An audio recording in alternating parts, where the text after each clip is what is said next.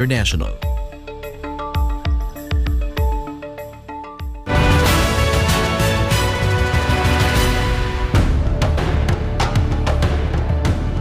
Magandang gabi Pilipinas at sa buong mundo.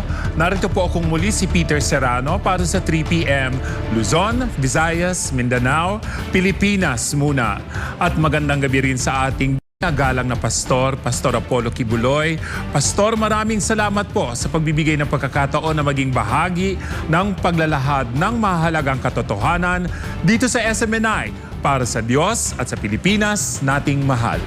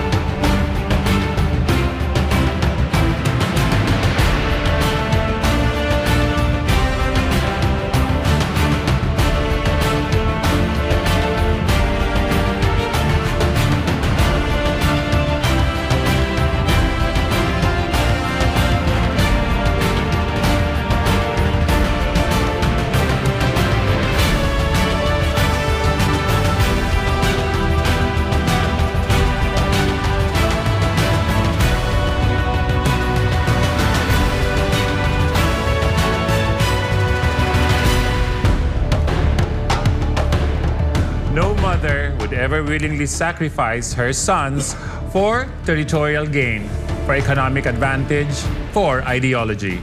Ronald Reagan, former U.S. President. War may sometimes be a necessary evil, but no matter how necessary, it is always an evil, never a good. Jimmy Carter, former U.S. President. Our greatest foreign policy problem is our divisions at home. Our greatest foreign policy need is national cohesion and a return to the awareness that in foreign policy, we are all engaged in a common national endeavor. Henry A. Kissinger, former United States Secretary of State. Tonight, we have titled our episode, The Roots of the Conflict in the South Seas. Mga ka-3PM, it is what it is. We see it in the news regarding the disputes, the claims, and the incidents on our seas. It has become a periodic account of things to report, discuss, argue on, debate, and make political capital out of it. Mga ka-3PM, kahit gaano kalait o laki ng ating mga problema sa anumang bagay o parte ng ating buhay, sa kapaligiran, ating bayan, ang pakikitungo sa kapwa, ang lagi nating naririnig na tanong ay, ano ba ang root cause ng problema? Paano tayo nakarating sa ganito?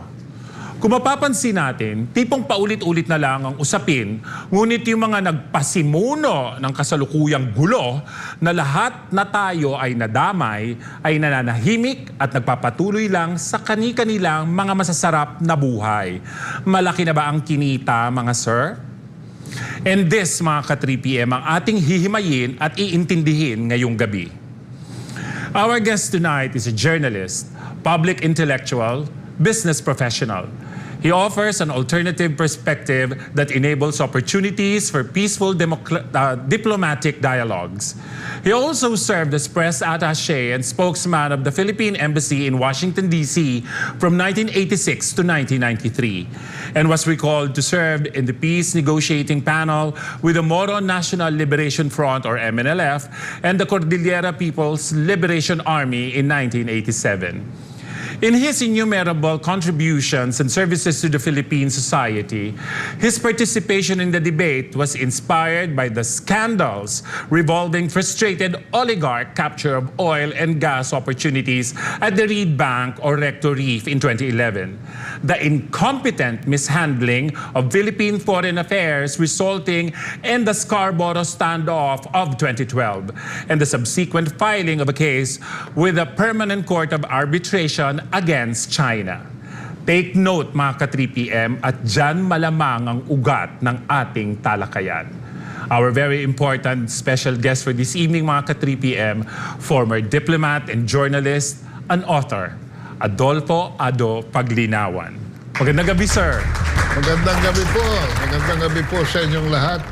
Ito po inyong lingkod, ang maestro, Ado Paglinawan, na nagpupugay sa lahat ng mga kabansa nakikinig at nanonood ngayong gabi dito sa 3 p.m. Thank you very much, sir, for being with us tonight. We are very excited, mga ka-3 p.m, for tonight's episode because we want to be very, very candid about these things that are happening. Kasi, sir, ang gulo-gulo na eh. Hindi na nagtuturuan na and all that. But as what my question is when I was introducing the topic, saan ba talaga to nagsimula, sir? Ano ba ang pinag-ugatan ng lahat ng ito at sino ba talaga ang dapat nating ituro sa lahat ng gulo na ito sa inyong pagkakaalam, sir? So, derechahan na tayo. Derechahan po tayo, sir. Ito po ay nagsimula sa pera. Okay. Sa kayamanan. Sa paghahanap ng langis at gas sa Reed Bank. Iigsihan ko na yung storya. Ang mga aktor dyan ay Forum Energy at saka Felix Mining na gusto nilang magbungkal ng langis at gas sa Recto Bank o Reed Bank or Recto Reef. At nag-hire na sila ng isang Singaporean na mag-explore dyan at nagpunta na doon ang mga exploration team. Pero ito ay hindi pinayagan ng China. Blinakade ito ng China. Sa usapin na ngayon ay napakalaki na ukol sa pagpuprotekta kung ano ang soberanya ng China. So, ang ating intensyon, ang intensyon ng mga negosyante natin was negosyo at para maulit yung madoble yung resources ng Malampaya. Maganda ang intensyon, pero sabi mo nga kanina, pag evil, evil. Yeah. The road to hell is peppered with good intentions. No? So, anyway, doon nagsimula yan. At malaki na rin naman ang na-invest ng Salim Group of Companies na yan, Indonesian oligarchy yan. Salim Group of Companies. Si Anthony Salim, na headquartered in Hong Kong as the First Pacific Holdings. So, sir, what year did this start? Yan nag-start ng mga 2010, 2011, mga ganyan. Ang background niyan on a bigger scale was that in 2009, if you remember, Barack Obama announced to the world, kasi nga natatalo na sila sa gera doon sa mga Middle East at kung saan sila may kaguluhan, nakita nila na humihina na ng Europa bilang source ng kayamanan ng negosyo. So, nagkonsepto si Barack Obama ng tinatawag nating Asian Pivot. At ang kanyang naging objective dyan was to move 60% of the armed forces of the United States from where they were all the way to the Asia Pacific. Okay. This was, nakita rin nila, na-project din nila yung straight diagonal upline ng economy ng China at nakita nila na at some point mauunahan ng US. So, as is usual to the US, lagi silang gumagawa ng gera para magkaroon sila ng economic advantage. That is the usual modus ng United States. No? Kaya lang, ang China naman, wala namang intensyon ng gera yan, wala namang intensyon ng pananakop, basta negosyo lang. Yeah. Negosyo lang, economic development lang.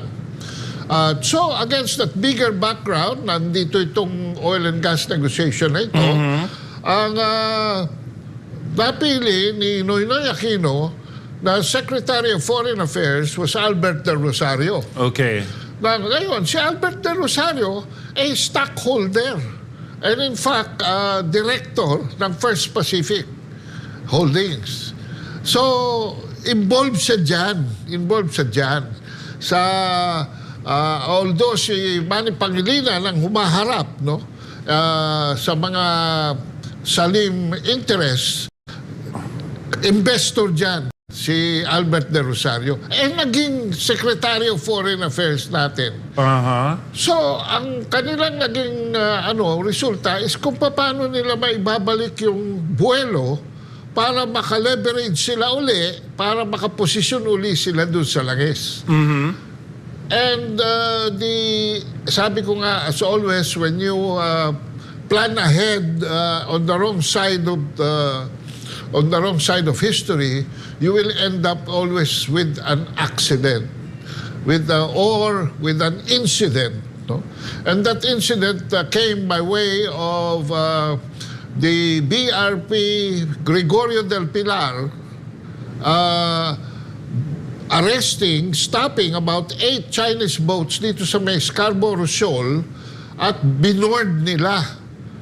And in international law, Peter, when a gray ship boards a civilian ship bearing the flag of another nation, it is an implicit declaration of war against that flag that the civilian ship is carrying. Okay. Nagpang-abot. May mga Coast Guard ships na tumulong doon sa mga Chino. So nagkaroon ng standoff.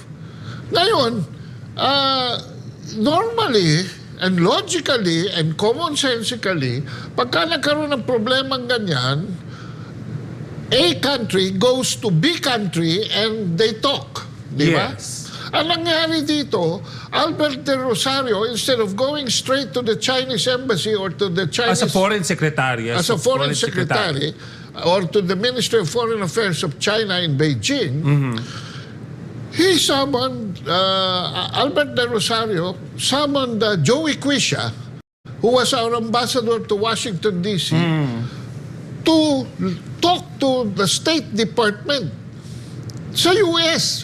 So, anong nangyari, imbis na A to B, naging A to C to B.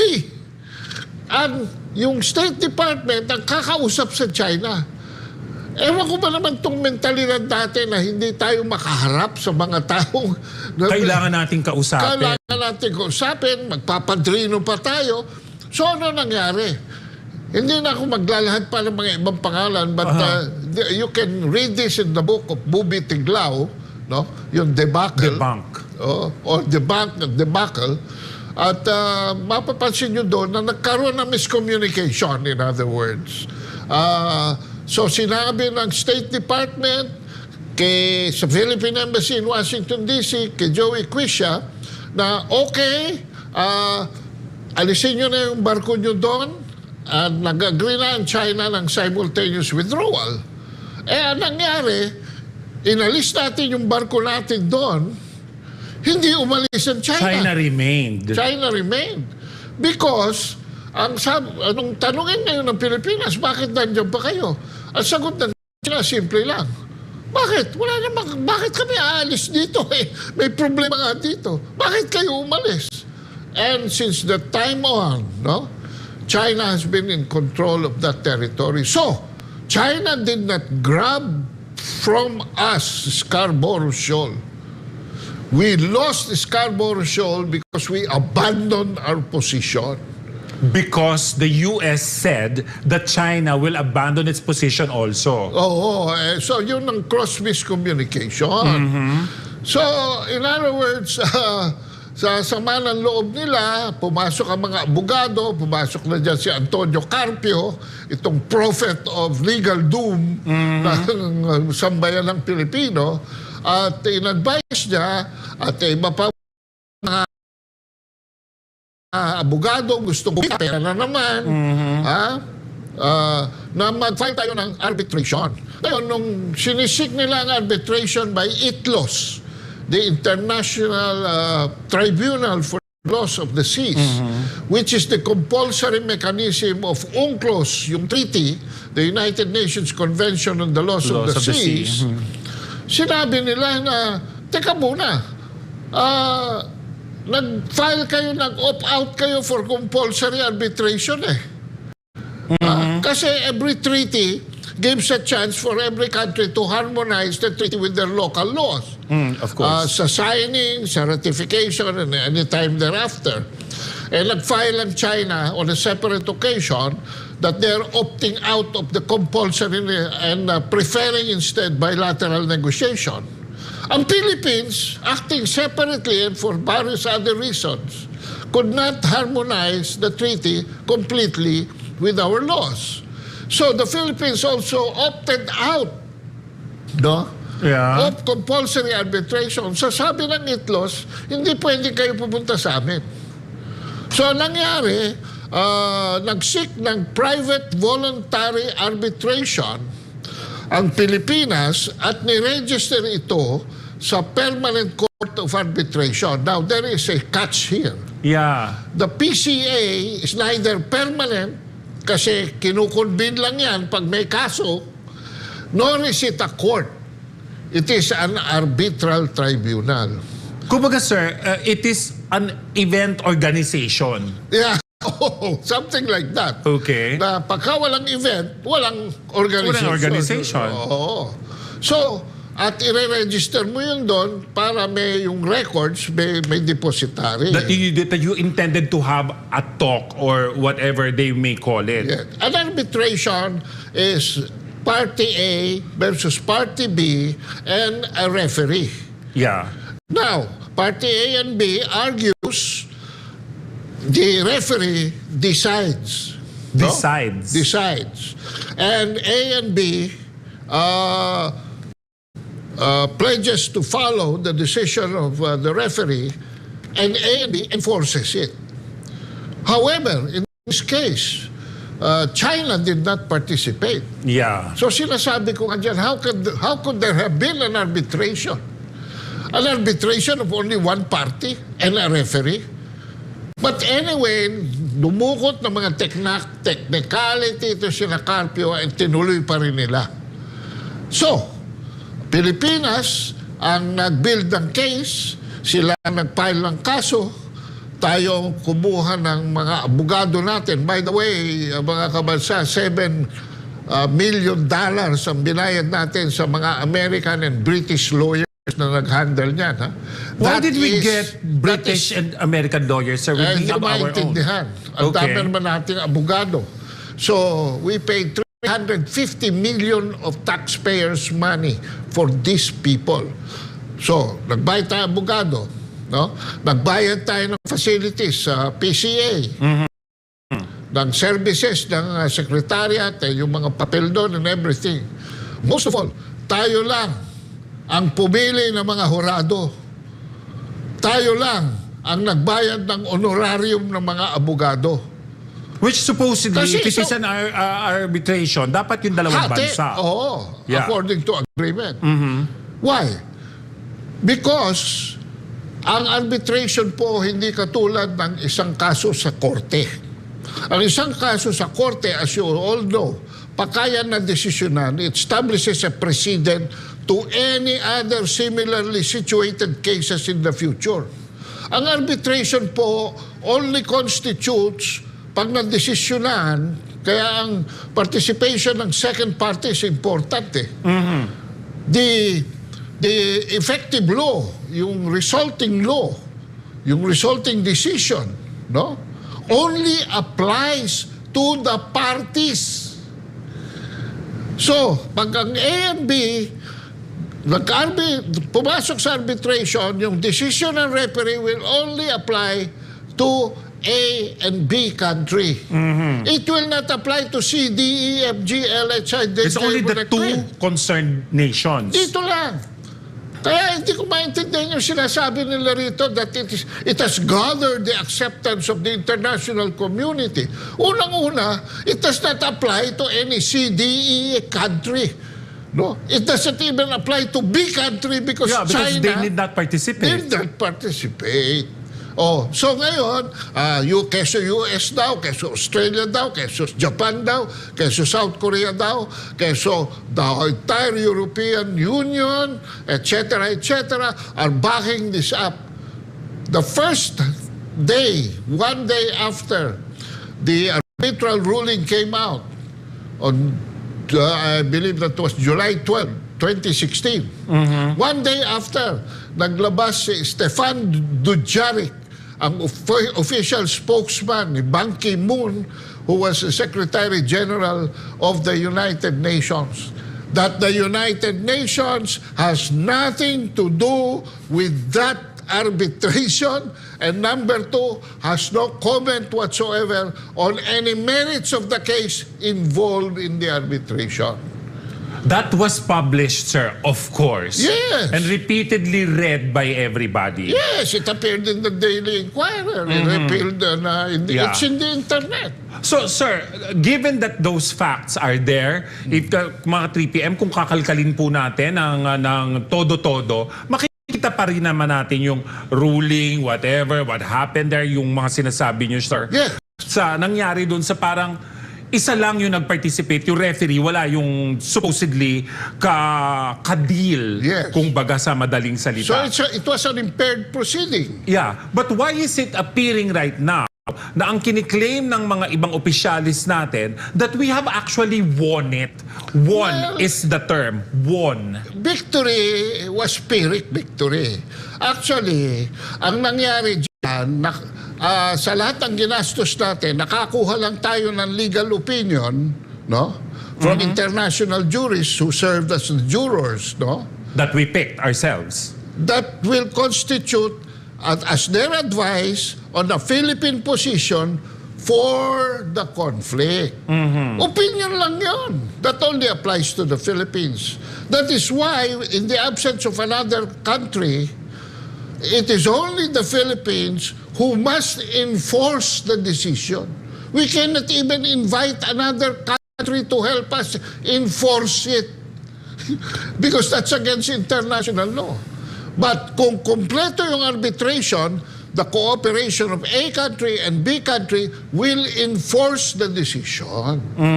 Now, kasi participating po, sir, di ba, in arbitration, participating means you will be agreeing with whatever decision that the referee will be coming Correct. up. Diba? Correct. Kasi nga, andyan ka eh. Yes. Kung wala yung isa, walang arbitration.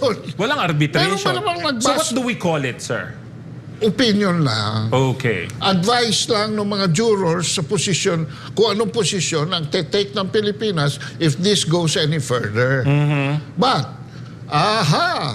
the interest states now, like the United States of America, considers that decision as their rule-based. Ginawa na nilang panuntunan. But the United Nations said they have nothing to do with it. Precisely. It is not UN. So what is America claiming US now? sanction. It is not UN supported. The United Nations has nothing to do with it. It's a private voluntary arbitration. Now, and it is not a victory, by the way. Ang pinupukpok lang nilang victory dyan is the fact na sinabi nung arbitral ruling, no, that China's 9-dash line has no legal basis. But that is debatable. I will agree with that insofar as UNCLOS only is concerned. Remember, UNCLOS is only one treaty that was adopted in 1982 and enforced in 1994. Samantalang China is not even positioning in the South China Sea on the basis of the 9-dash line. Well, it was also said, sir, that the 9-dash line was actually created by the US.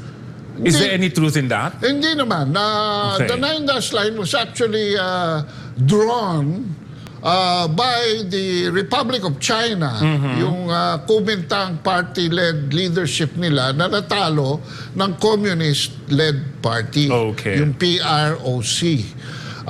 But since China was ruled as the one China in Resolution 5728 in 1971. So lahat ng interest ng Republic of China accrued to the People's Republic of China. Okay. Now, the 9-dash line is only a description of what they have earned, of what they have gained through wars and treaties in history, the latest of which was World War II.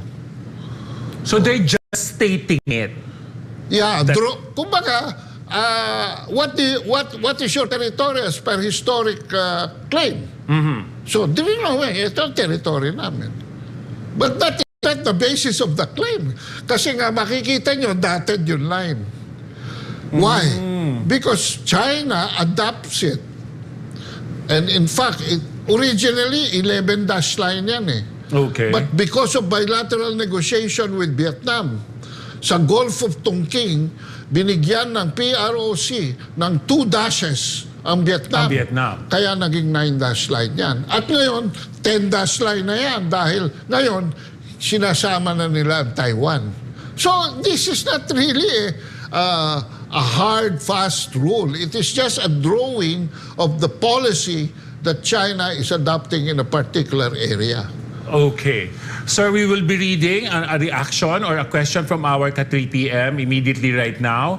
This is coming from AZS Patuinan. Ngayon ko lang nalaman niya na, sabi niya, Geraldine Gutierrez, Iba Zambales, from Iba Zambales, kung ganun po, ang nangyari Ado, bakit yung mga senador natin and even Coast Guard Tariela are saying the same narrative? Well, I have a thesis. Okay, sir. In 2022, the U.S. Congress passed America Competes Act. America Competes Act. Competes Act. Competition, Competes Act. That provided for $500 million to be spent in the Asia Pacific to demonize China. It's published, sir. It's published. You can see that. Okay. Google po ninyo, America Competes Act. Noong 2022, naglagay sila ng $200 to $300 million dyan. Para sa 2023, nagpass sila ng law noong 2022 for $500 million. Ito po ang perang umiikot ngayon. Sa media natin, sa gobyerno natin, sa legislatura natin, ha? Yan ang nangyayari. Kaya makakakita kayo na isang senador dyan, nabanggit mo senador. Isang senador, diretso sa kamera, walang kakurap-kurap, sasabihin niya, ang Poseidon P-8 American plane ay hindi warplane. Pero, pag ginugel mo, ano ba itong Poseidon na ito? Ha? At sasabihin ko sa inyo kung sino nagsabi niya. Si Francis Tolentino. Ha? Hindi raw warplane yung Poseidon P-8. Pero pag tinignan nyo, anong karga niyan? Ha? Meron niyang surface-to-air missile, air-to-surface missile, meron niyang depth charges, meron niyang torpedoes, ha? Meron niyang kung ano-anong anti-submarine equipment. Anti-submarine equipment. Yes. So it can detect a submarine. Basta na-detect na nila, kayang i-engage ng Poseidon yung submarine. Kasi baka makawala pa di ba? Yeah. So, ano yung sinasabi ni Francis Tolentino, for instance, na hindi warplane yan? Ha? Ano yung sinasabi ng ibang mga tao natin sa... I was so disappointed.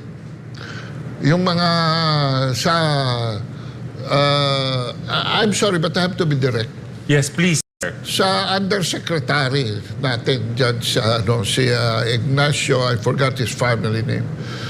Sinasabi niya na ang Coast Guard daw ng China military. Tapos ang Coast Guard natin civilian. Tapos ang rason nila napaka-simplistic. Dahil dito nagre-report ang ating Coast Guard sa Department of Transportation. Kung yun lang ang trabaho ng Department of Transportation, bakit sila nagpapatrolya sa sea? Yeah. Hindi ba? Mag-assist lang sila sa mga seaports ng mga pasahero, di ba? Transportation At i-ensure nila na mga barko ay walang overloading. Di ba? Tapos yung China daw, dahil eventually under the Civil Military Commission, military na raw yun. Pero kinorek sila. No? Kinorek sila ni Senator Robin Padilla. Yeah. Can you imagine? It took a commonsensical senator to correct these lawyers, to correct these government officials, who were saying, ano sabi ni Robin Padilla, ang importante kung ano yung ginagawa niyan, hindi yung kung saan siya nagre-report. Yeah. Kung ang ginagawa niyan ay maritime safety and protection, civilian yan. It's a civilian function. And true enough, the Coast Guard of China, during peacetime, reports to the police arm. But during wartime, reports to the People's Liberation Army. No? But now it's peacetime. So, civilian yan. Even President Duterte said that's why the Coast Guard's ships are white, because they're not military. They're white ships. They're white ships. Versus gray ships. Exactly. To distinguish them because ibang function nila. Although in war, definitely, miski nagre-report ka sa Department of Transportation during war, gagamitin sa gera yung barko Everybody nila. becomes part of the military. Yes, everybody pa. So I can't understand this hair splitting. Just to picture China as ano ba yan? Tapos sasabihin pa nila, komunista. Wala na akong komunista sa China. Kung pumunta kayo, si Mao Zedong sa isang isla na lang ino-honor. No? Malayo na ho ang pinanggalingan ng history ng China. Mula kay Mao Zedong, kay Deng Xiaoping, kay Hu Jintao, kay Xiamen, at saka kay Xi Jinping ngayon. Malayo na ho ngayon yan. Socialism na ho ang ano. And in fact, state capitalism na. So, asa ng komunista dyan? Yung pangalan na lang ng partido. It is just a party right now, Communist Party of China, Yes, di ba, sir? Wala na. Yeah. But it's no longer communist because ang dami po nating mga disinformed and misinformed mga kababayan na nasisita pa po itong sila Doc Lorena. Gustong-gusto nyo ang China, komunista yan. Bakit? Ayaw parang galit tayo sa CPP, NPA, NDF na it is so amazing how disinformed our citizenry is right now when it comes to what China is now and what China was then. Diba, sir? Sa pagbabalik po ng 3 p.m., Luzon, Visayas, Mindanao, Pilipinas muna, ang mas malalalim pang ugat ng ating problema. Magbabalik po kami.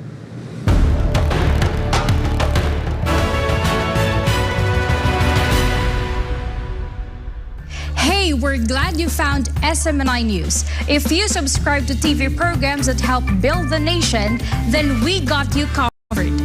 Watch your favorite TV shows through GSAT TV Channel 40, Signal TV Channel 186. And if you are a Sky Cable subscriber, you can watch SMNI in National Capital Region, Sky Cable Channel 162, Cebu Sky Cable Channel 37, Davao City, Sky Cable Channel 14, 43, and 46.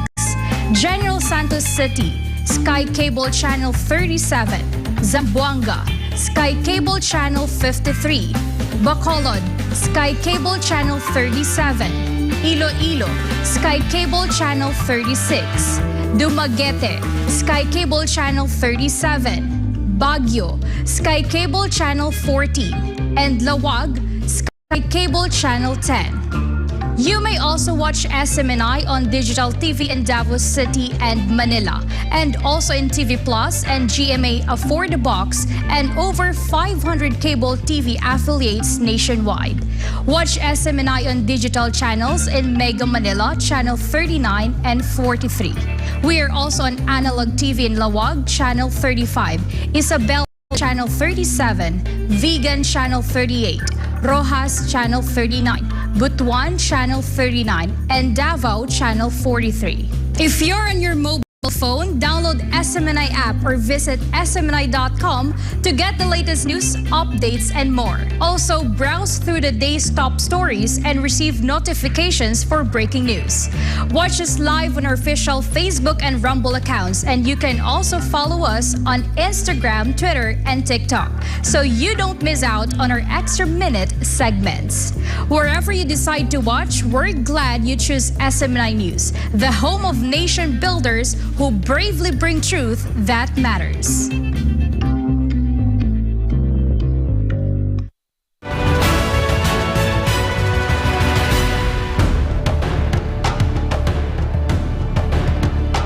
Nagbabalik pong muli ang 3 p.m. Luzon, Visayas, Mindanao, Pilipinas muna with Sir Adolfo Paglinawan. We will be reading lang, sir, one comment from our ka-3 p.m. from Rainier John Season. This program is very educational. Thank you, SMNI, for this very informative program. It is our pleasure. Thank you also for your comment. Sir, mas malalim na problema, accountables and accountability. Kasi sir, it was published before na pag-usapan din ito na, I think this was in 2017 or 2018 when this was spoken about, yung nangyari no pagtatayo ng parang nagtayo ng bases ang China eh. And it was said that the lands, the soil or the sands that they used to build those were coming from the Philippines. Well, bigyan natin ng konting background. Okay, sir. Nag-file tayo ng arbitration. So, it didn't rub well with China. Of course. Alam na nila eh. Alam mo ang kilos ng Pilipinas, masyadong, kumbaga sa basketball supalpal tayo lagi eh. So, we're moving this way. China's already 3-5 steps ahead. Alam na nila eh. That something further will be doing. Why? Because we always have a chip in our shoulder. We have a military treaty ally, no? Which is the United States.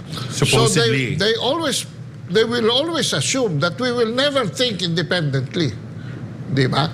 Kasi may tratado ka, may ally ka. Now, nung supalpal sila sa Scarborough, tapos dinala natin sa arbitration. Ano naging next step ng China? 5 steps ahead.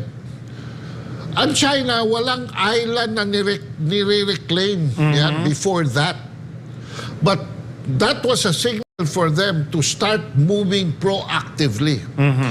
Ang military philosophy ng China can be described as active defense. They will do things proactively towards in the future, they will better protect their sovereignty.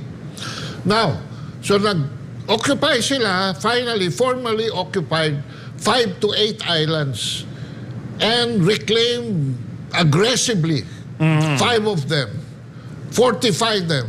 No? I will not be surprised if these 5 out of 8 islands are now equipped with not only airstrips, not only with planes, but Dongfeng missile technology in China, which is just as superior as the Russian missile technology. No? So, And it is facing us. yeah. So, yun ang nangyari doon. Kaya marami nagtataka. Ang bilis na gawa ng China yan. It was In quite fact, fast. Hindi pa tapos yung arbitration natin, tapos na sila sa reclamation, and they were finishing the fortifications already. Ganun kabilis kumilos ang China. It turns out, and I have military intelligence here in the Philippines that as my source, no, of course I cannot reveal the identities of your sources of resources in public, no, na sa Zambales daw nanggaling yan. And certain islands in southern Philippines. No? So, pera na naman ito, Peter. Yung ginagawa ng China na hostile ang ating gobyerno. Pero bakit within that government ay may kumikita ng limpak bilyon-bilyon sa lapi Ha? Para tayo pa ang mag-supply ng China ng lupa. Of course, hindi naman lahat, no? Yeah. Pero why kung talagang ang Noynoy Aquino administration was hostile to China, was toxic to China, why will the Noynoy Aquino administration even allow? At alam niya ng military. Alam niya ng mga military. And a few of the people who are involved, there were former military people. So yan ang hindi ko maintindihan sa ating kultura. Treason? Some sort of treason? During that time, yes. Because hostile tayo sa China. There is a dispute. Oh. There is a paramilitary engagement, sort of. Oh. So, if you're going to think about it in that sense, sir, it's actually treason. Oh, to me, that's treasonous. Because the present policy of the government then was toxic to China. Exactly. So, sir, given that this is a treason act, binabanggit nyo nga, pera-pera na lang ito lagi, ginisa tayo sa sarili nating mantika ng sarili nating mga kababayan, sir. Oo. Para tumalon tayo mula sa kawa papunta sa apoy. By way of an American idiom. Yeah. And to me, this is really a sign of something. It's something, there's really something wrong with our, hindi ko sasabihin culture, no? But with the value system that has engulfed our present generation.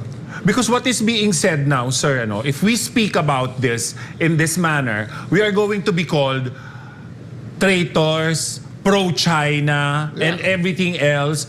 But we will never be called parang pro-Philippines. Because right now, sir, what we are up against is for us to engage in war. We don't want that to happen to the nation. We cannot afford war. Yun naman ang isa sa pinakamalinaw na ayaw nating mangyari na masuong tayo sa gera. Okay. But why is it, sir, that right now it seems that our officials are quite ready to engage in a war with China? Well, before I answer that, we are skipping here an administration that understood very well the dynamics at the South China Sea. Yes. And the geopolitics that is involved here. I am talking about the administration of former President Duterte. Yeah. Alam niya na miskin ano pang gawin dito sa South China Sea, no? And I will explain why later in terms of issues. Walang pupuntahan kung hindi gera. Yeah. Walang pupuntahan kung hindi gera. Kung maggigirian-girian dyan, maliit na bagay, nagsisimula ang malaking apoy. So, ang ginawa ni President Duterte, no, ay gumawa siya ng pagsunod sa ating konstitusyon na ang independent, ang foreign policy natin should be independent. Independent, yes. So, hindi siya naging pro-America, hindi siya naging pro-China, although meron siyang konting bias against sa America because of our history. Exactly. And that's understandable because President Duterte comes from Mindanao, where most of the massacres occurred, no? During the American occupation. So, going back to the issue, ang masasabi ko dyan ganito ayos naman ang pagbigay kay Presidente Bongbong Marcos ng turnover of a policy, the balanse. In fact, grabe ang naging economic boost sa Pilipinas, tulay, roads, hanap buhay, investments, nagparang mga kabuti ang mga condominiums. Kita mo talaga ang mga investment ng China pumasok. Yeah. No? Tourism. Can you imagine? In the last full year of Noynoy Aquino, 2015, there were only 360,000 tourists, Chinese tourists that came to the Philippines. Pero noong 2019, bago mag-COVID, from 360,000, ilan ang pumasok na Chinese tourists dito sa Pilipinas? 1.8 million. Can you imagine the leapfrog? The leap, yeah. Oh, and if you multiply that with siguro 1 to 2,000 US dollars spent, we're talking about here of about 2 billion shot in the arm to our economy. Yeah. And that's about 100 to 150 billion pesos. Not to mention that for every tourist, creating 2 jobs. No? So for 1.8 million, 3.6 million Filipinos were able to be employed one way or another. So maganda yung naging nagkaroon ng symbiotic relationship between the Philippines and China on economic. on economic and tourist growth. Yes, peaceful. tourism, yeah. Doon natin nakita that peace creates development. Exactly. No? Pag pasok ng bagong administrasyon, maganda na ang dating dahil noong Pebrero nagpunta si Presidente Marcos Yes. Jr. kay Xi Jinping, kung saan si Xi Jinping ay nag-pledge ng kay Duterte 25 billion, sa kanya 23 billion para continue yung mga projects at saka mga bago pang mga infrastructure and whatever. Now, Pebrero yun. Pagdating ng Mayo, nagpunta si President Marcos Jr. sa Amerika. Pagbalik, iba na ang tugtog. No? Mula sa rock and roll and boogie with the Chinese, naging tango and waltz with the Americans. At nadagdagan ng 4 na base militar ang Enhanced Defense Cooperation Agreement. Mula 5, naging 4. At lahat nakaharap sa South China Sea. Yeah. Nung una, pinalulusot nila na HADIR daw, HRDR. Humanitarian Assistance and Disaster Relief. Oh. Pero sir, nakita naman natin ilan yung bagyong dumaanan ng Janay EDCA, but there was no American presence in all of the affected typhoon-affected areas. Even in Ilocos Norte, yung bumagsak yung bridge, there was no presence of the Americans there. There was nothing. So where is HADIR coming in? So it did pick up with the masses. Yeah. So binago, no? And I would like to mention a particular name here of a former general, Carlito Galvez. Okay. No? Ang sabi niya, deterrence naman ngayon. Kung ang mga masa pumalag dun sa humanitarian assistance, disaster relief and all that, response, pumalag naman ngayon ang middle class. Kasi sabi nila, deterrence against what? Wala naman tayong kaaway. Exactly. So, anyway, through time, nagkabukingan na. Bakit?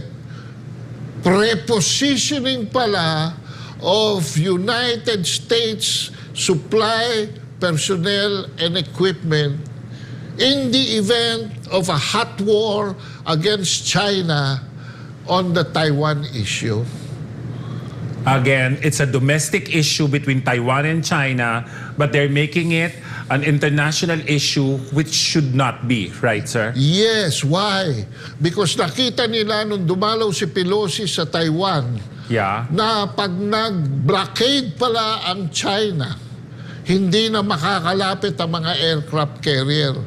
Wala na mga barkong makakalapit. Wala na mga aeroplanong makakalipad over. So, bakit? Ginawa nila, nag-withdraw sila ng 3,000 kilometers at sa likod ng Guam, doon sila nagkumpulan. Because pagka nagsabay ang mga barko-barko na yan, ang accident at sea can happen. Yeah. So, yan ho. Kaya kailangan nila na mga malalapit na mga base, kaya napansin nyo, puro airstrip ang mga kinukuha nila. Basa, Clark, dyan sa Lalo, sa Cagayan, sa Isabela, nagtayo pa na isa doon sa Palawan. Puro airstrips para lalagyan nila ng aeroplano yan. Yeah. Para ang launching pad nila, Japan, Korea, and the Philippines. Yan ang problema. Nasasabi tayo bilang proxy sa isang kasalan na maaaring maging digmaang mundial. So it's a very dangerous situation that this administration, wittingly or unwittingly, hindi ko naman sasabihin sinasadya nyo. Hindi ko naman sinasabing kumikita kayo. Hindi ko naman sinasabi na mayroong nagsusuhol sa inyo ng dolyaris dyan. Hindi ko yan sinasabi. Ang sasabihin ko, wittingly or unwittingly, you have put this country in war footing against an enemy that is not our enemy. Okay. Yan ang problema. Ngayon, paano mariresolve yan? Mahirap resolbahin. Yes, sir. How can we resolve that? Being a lot of us Filipinos disagree to this kind of proxy war that could happen if the US would push this farther. Alam mo, Peter, pag sumuma ka sa kasaysayan ng mundo, even lahat ng gera ay sa peace talks na uuwi. At sa peace talks, pag-uusap, bilateral negotiations. So it's only peace that can end war. Bakit pa tayo dadaan dyan? Yun ang sinasabi ko. Yeah. So nangyayari ngayon, sinasakyan ng Amerikano ang debate ng China at Pilipinas dyan sa area na yan. Ang stand ng Pilipinas ay segun sa UNCLOS. Dahil ang UNCLOS, binigyan tayo ng 200 nautical miles from our shores to exploit underwater resources, fisheries and whatever resources underwater. Pero hindi yan nagsasabi na yan ay magiging pag-aari. No, why? Kasi everything on the surface of the water and on the airspace above still remains to be international. So, walang may-ari niyan. So we don't have any sovereignty rights. Sovereignty rights we have. Karapatan. Yes. Ngayon, sinasabi na recent statement of Gibo Teodoro, sinara ko kagad yung TV nung marinig ko yung press briefing over this collision at sino nangyari nung linggo. Bakit? Nagpatingan-tingan ako eh. Sabi niya, China has no business doing law enforcement operations in our territory and in our exclusive economic zone. Hey, hello! Sino may sabi sa'yo na teritoryo natin yan? Kung meron man, karapatan lang meron tayo sa lahat ng sa ilalim ng tubig. Hindi yan nagbibigay ng pag-aari sa atin. Ang ating kalaban sa conflict, iba ang basis ng claim. Historic rights. At ang kanila, sovereignty. No? So, merong tinatawag akong hindi tangent. No? Sila, sovereignty. Tayo, sovereign rights. No? Hindi, paano mag-resolve yung issue na yan eh, hindi nagkikita? Hindi ba? Historical kasi yung claim nila, sir, tayo economics, right? Oo. So, unless umakyat tayo sa level nila at kausapin natin sila, no? At sila naman ay willing bumaba sa level natin para makiharap sa atin basta bilateral negotiation. Why aren't we doing that, sir? Ewan ko. 5 bilateral consultative mechanism ang naganap during the time of Duterte. Napigil lang yan ang COVID at hindi na ni-restart ni Teddy Boy Locsin after the COVID. Pero nagkaroon ng 5. At ang dalawang concrete na resolution dyan had something to do with fisheries, cooperation, which I was hoping, kasi thesis ko yan sa college pa, to develop for the Philippines a deep sea fishing industry and the creation of a Department of Fisheries for the Philippines. And now, we can have a partner that will finance all this. So okay yun. Yun ang isang lumabas. Pangalawang lumabas yung joint exploration. 60-40. O ba, inuperan pa tayo ng mas malaki. Atin pa yung 60. O hindi ba yan ang magandang pag-uusap, pagkikita ng utak sa utak, di ba? Yes. At pagkakaunawaan para sa ikalulunsad ng bansang Pilipinas na naiiwanan ng lahat ng kapitbahay dito sa ASEAN. Sir, we're just going to read one comment from Tanya Reyes on Sampaloc, Manila.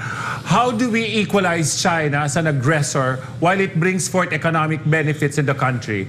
And why do people like PCG Tariela calls people explaining what really happened in the South China Seas like Ana Malindog Uy, you, as traitors? Thank you very much, 3 p.m. and SMNI. You're very welcome. Well, according to Sas Rogando Sasot, we are indeed traitors, but traitors to the American colony. Di ba? Bakit? Hindi ako pro-China, Peter. No one Hindi should. ako pro-American. No one should. At hindi rin ako all the time pro-Filipino. Truth that matters. Diyan ako. Yeah. Sa katotohanan ako. The truth will always set us free. Ha? Diyan ako. Ang commitment ko. Kasi lalo na to si Tarariera, may sakit ito eh. Alam mo kung ano? Ano po? Truth decay. Yan ang sakit niya si Tarariera. Pagamot ka, Sir Tariela. Ako, meron akong isang complete background investigation dito kay Tariela. Kilala ko hanggang karsunsilyo nito eh. Comment ito ng comment ng mga dangerous maneuvers, aggressive action ng mga Coast Guard ships. Mga kabansa, ang ilalahad ko sa inyo, dalhin nyo kay Tariela at sabihin nyo na isang American colony traitor ang nagsabi na ikaw, Tariela, has never been a skipper. You have never flied. You have never been a pilot. You have never been a captain of a single Coast Guard ship. Paano mo malalaman kung paano patakbuhin na isang barko? Desk commodore ka lang. Come on. Isa kang planted dyan. Nakita ka ng mga Amerikano na ikaw ay Japanese train sa Yokohama at saka Tokyo. At dahil sa isang bad experience mo noong 2003, nahuli ka sa PMA. No?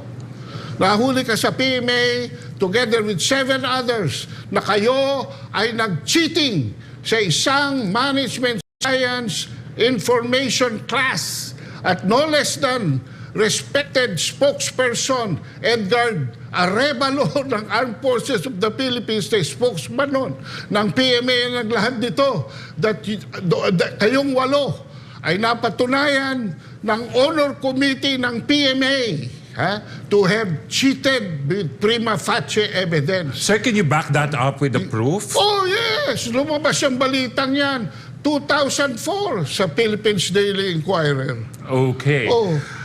Ano sasabihin ninyo? Kaya nasipa ka sa PMA at kung saan ka na lang nagtapos. Kaya napunta ka sa maritime. Hindi na sa Philippine Navy. Tapos, nung nag-apply ka sa 2015 yata, natanggap ka dyan sa Coast Guard. Inaaway mo naman yung commandant. So anong ginawa mo? Para makaiwas ka sa away, nag-apply ka na lang na mag-aaral ka sa sa Japan. At ang dami mo, naka-PhD ka pa nga sa Japan di ba? Tapos lately, kinuha ka ni Abu, no? Kinuha ka ni Abu na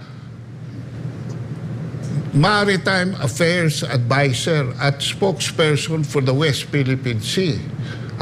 At dahil doon, na fellowship ka sa Amerika, sa East-West Center sa Washington, D.C. Ano nilagay mo sa sarili mong Facebook? Ikaw mismo ang nagbuko kung anong klaseng tao ka. Tariela. Alam mo nilagay mo sa sarili mong Facebook? And I will paraphrase. That you are forever grateful for this great privilege and opportunity of having been sent to Washington, D.C. to acquire government and international expert connections. Yun ang word na ginamit mo.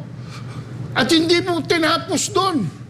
Nilagay mo pa ang mission mo, binuko mo yung private, secret mission mo, which is, quote-unquote, to expose Chinese aggressions in the South China Sea. That is quite a claim, sir. Anong klaseng tao ito? If may kanta, if you want to start a joke, you start with J. Tariela. Okay. I wish we have more time, mga ka-3PM. I wish we have more time, sir, because... Can you come back, sir, for another episode of this? Because we want to continue this. Mga ka-3PM, before we go, mga ka-3PM, this is something that is very important to us, something that we should ponder on. Hindi po traidor ang nagsasalita ng katotohanan, lalo ko ang nasa puso, isipan ay kapayapaan para sa bansa at para sa ating mga Pilipino. Doon lang po tayo sa katotohanan, kagaya ng sinasabi namin dito sa SMNI, we only go for truth that matters. And before I go, mga ka-3PM, we would like to invite everybody to come and watch Timeless concert this Saturday on the 28th of October at the Manila Clock Tower Museum, 4th floor of the City Hall of Manila City. For Timeless, Nick Nangit is going to be playing. I will be reading poems with Miss Harlene Bautista. The comeback, ito po ay comeback performance of our international classical concert pianist in a fusion of art and music at 3 o'clock in the afternoon. And before I go, mga ka-3PM, I'd like to thank my sponsor for my shirts, Prince Gerald. Nariyan po ang kanilang numero. Please call them and look for Ria for all of your printing needs. And to my other sponsor, amin pong bar host, Blushmeat Catering and Events. To avail of their services, please get in touch with Miss Star Dakanay. Ayan po ang aasahan natin on that side of Barangay South Triangle. Thank you, Blush. Samantala, bago po tayo tuluyang magtapos para sa ating Christmas countdown, we only have 60 days to go at Pasko na. Sir Ado, Merry Christmas po. May our Christmas be peaceful, free of all these predicaments, at lagi natin ilagay sa isipan ang kapayapaan at sa puso ang ating Panginoon. At yan po ang ating naging talakayan ngayong gabi. Bitin na bitin ako.